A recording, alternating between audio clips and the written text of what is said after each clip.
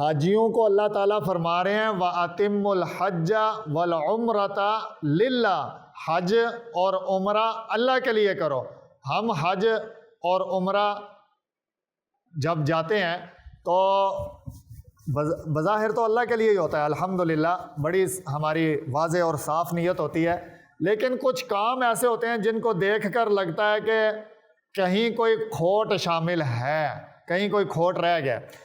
और इसमें एक बात बड़ी ख़तरनाक है, ख़वातीन वो अक्सर ये सोचती हैं कि वहाँ से सोना लेकर आएंगे, वो ये सोचती हैं कि वहाँ से फ़लाँ चीज़ वगैरह वगैरह। अल्लाह पाक हिफाजत फरमाए।